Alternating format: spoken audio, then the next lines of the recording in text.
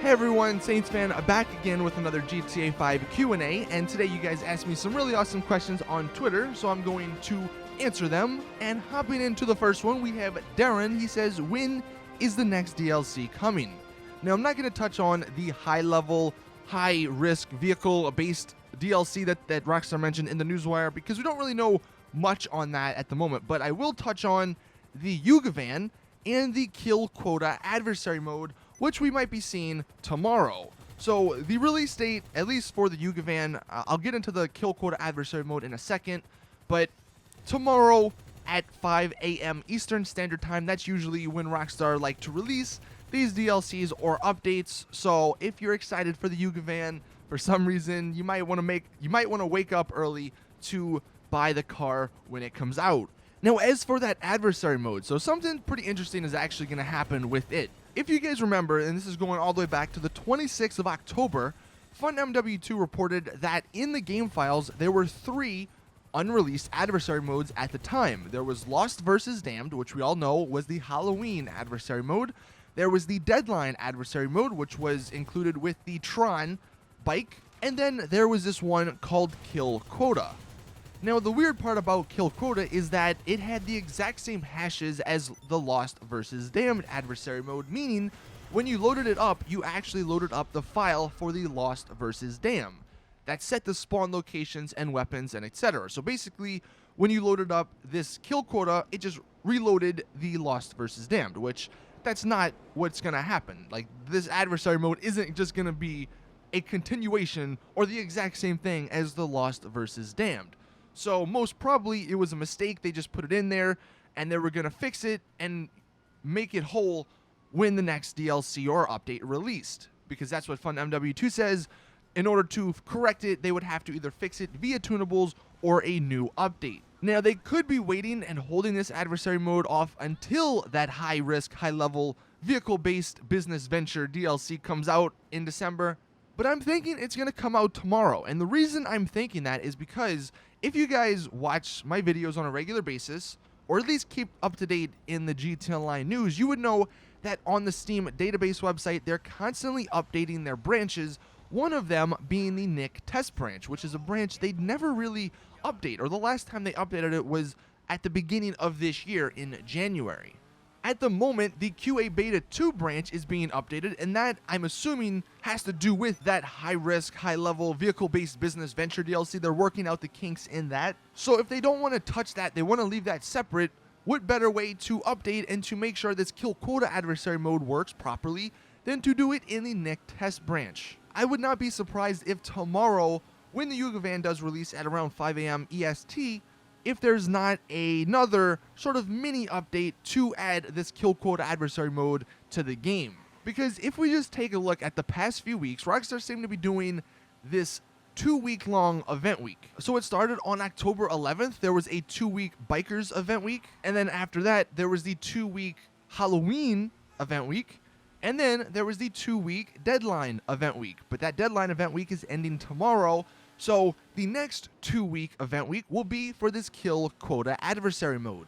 And that'll lead us till December 6th, which is when we might be seeing that high-risk, high-level, vehicle-based business venture DLC. That's such a mouthful, by the way. But that's when we might be seeing that DLC, which if that DLC also has a 2-week event, that leads us to December 20th, which leads us to the festival, or the Festive Surprise 2016 event, the Christmas DLC, with all of the snow and whatever else Rockstar want to add. Hopefully this makes sense. I mean, just going off of what they've done the last month and a half, I think this is the best guess as to when the DLCs are going to come out.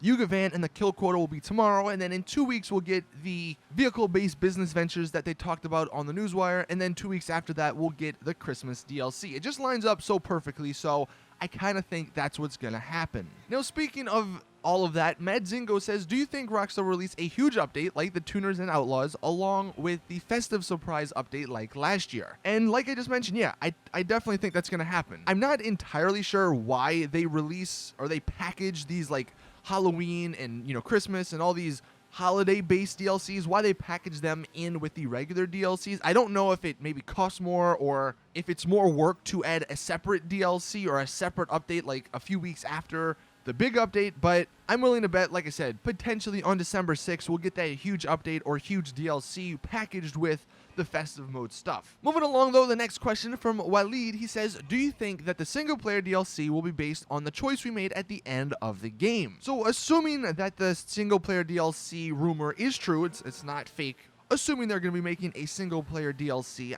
I don't think it's actually going to involve Michael, Trevor, or Franklin. At least not as the main characters, because one, yeah, there's a decision at the end of the game, the A, B, and C options, which if you all know, you have to kill some of the main characters. I won't say who, but there's options that you were given to kill one of the main characters. And obviously, if you kill that main character and then a single player DLC comes out and that main character is alive again, your decision makes no sense. So I don't think they can really continue the story of either of the main characters. I'm willing to bet it's going to be like GTA 4, where it's a completely new set of people. It'll take place maybe in Los Santos, or maybe they'll even go to San Fierro or Las Venturas or somewhere else. And the main characters might get mentioned, but I don't really think they're going to be a big part of it. Again, that's just all assuming the DLC rumor is true. Homie Pepto-Bismol, love your name, says, is the Tron bike worth all of the money?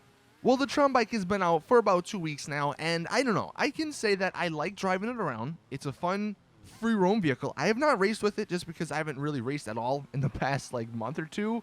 I would say if you have 5 million plus, you can buy it and you can be good. But if you only have the 2 point whatever million it is or it costs, then I wouldn't waste all of your money, because it's never a good idea to be broke in GTA Online. It may be a cool bike to have, but if you're really that short on cash, then just wait till it goes on sale, because it might go on sale for 50% off in a week or two, right? Because that's usually what Rockstar like to do with these bigger ticket items in their game. Next question from Turkey Carcass. He says, what kind of cars, vehicles can we expect from the DLC coming soon? The one wish I kind of have is that this DLC just expands on that surprise January DLC with the 900R and the Sultan RS.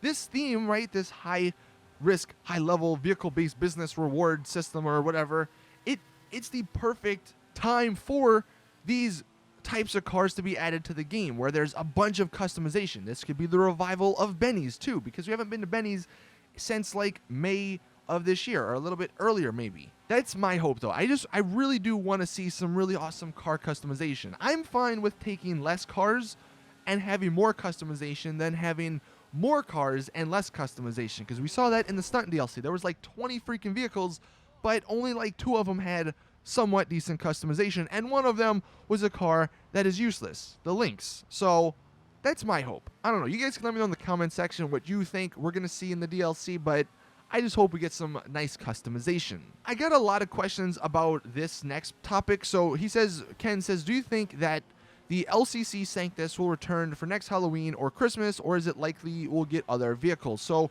just about how the Halloween stuff was actually time limited this year, I'm surprised by that, to be honest. I mean, we saw with the Valentine's Day stuff that originally was time exclusive, but then this year they made it so where it was just in the game forever. But the Halloween DLC, even the stuff from last year, it's still not in the game, which I don't see a reason for them not to be adding it into the game, at least permanently, if they don't plan on continuing this stuff. Because in a year from now, if people aren't playing GTA Online, then having that stuff timed exclusive is pointless, because nobody's going to care when it comes out again. But I think that might be just another indication that they have a lot more plans in store for GTA Online. If they think that GTA Online is going to be popular still next Halloween, where they can release this stuff, I think that's the reason why they're doing it. I don't think they just took it away to take it away. I think they have reasons for all of this.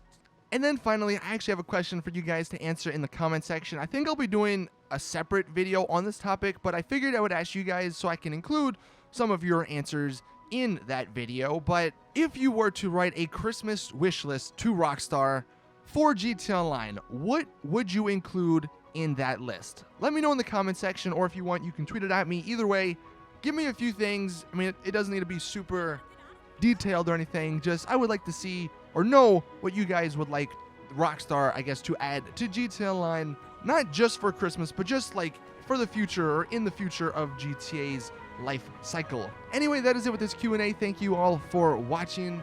I'd appreciate if you could drop a like on the video if you did enjoy, and subscribe so you don't miss these every single Monday. If you want to ask me a question, just go on Twitter and use the hashtag AskSaints. But as always, I will see you guys in the next one.